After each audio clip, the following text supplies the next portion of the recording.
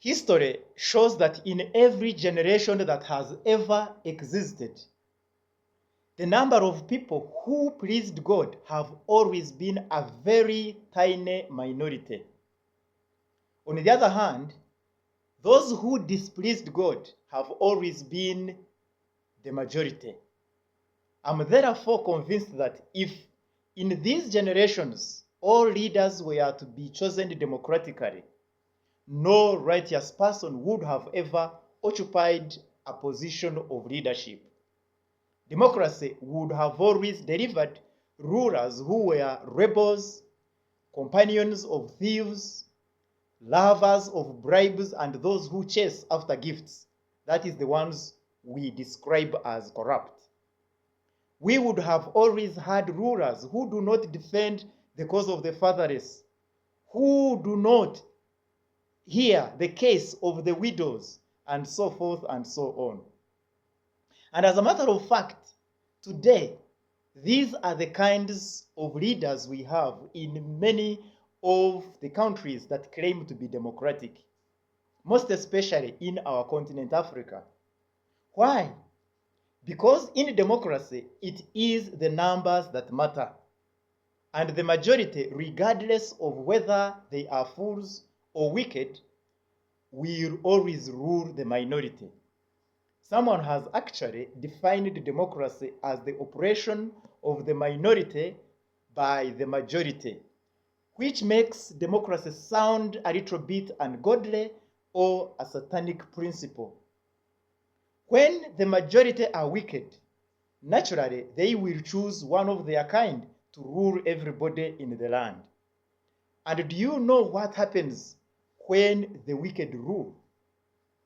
Proverbs 29 verse 2 tells us that when the wicked rule, the people groan.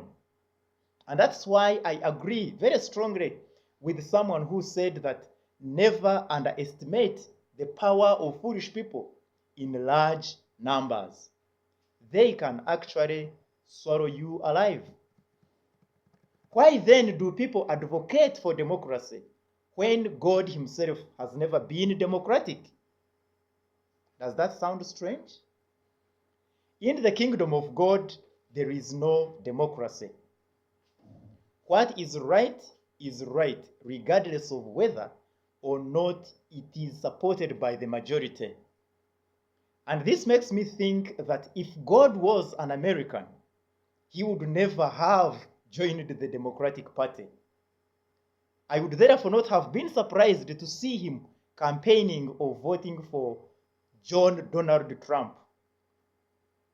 Some of us will remember that a few days after being elected president of for the second time, Donald Trump signed numerous executive orders, among which was one that limited the rights of gay and lesbian people, the ones we describe as homosexuals.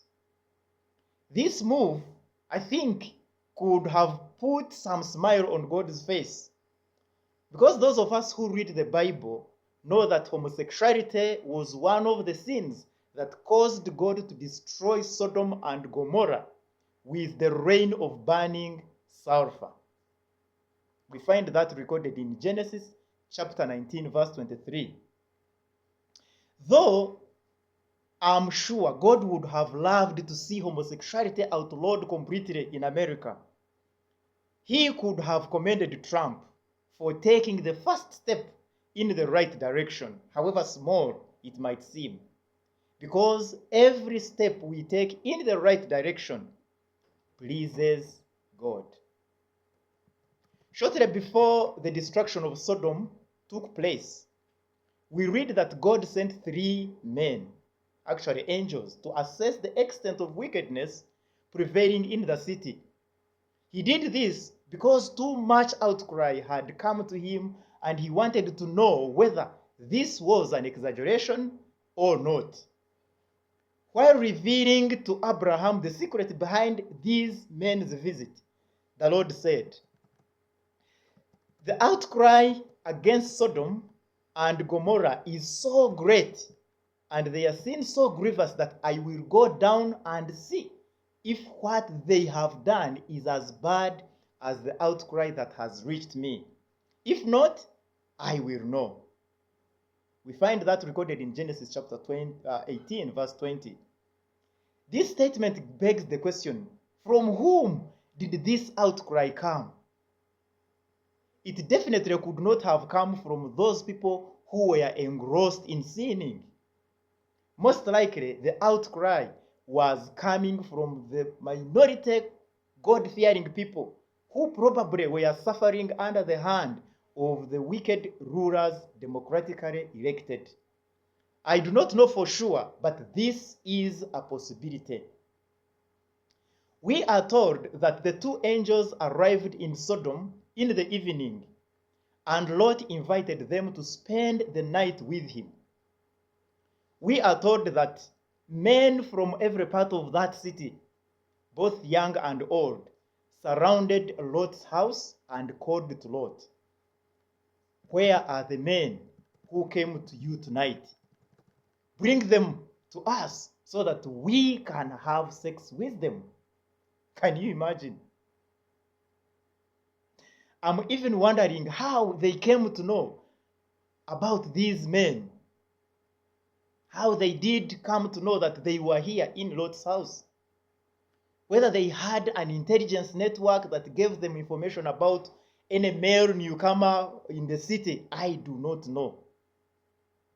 We are told that Lot pleaded with them and offered to surrender his virgin daughters to these wicked men instead of allowing them to mess up with the angels.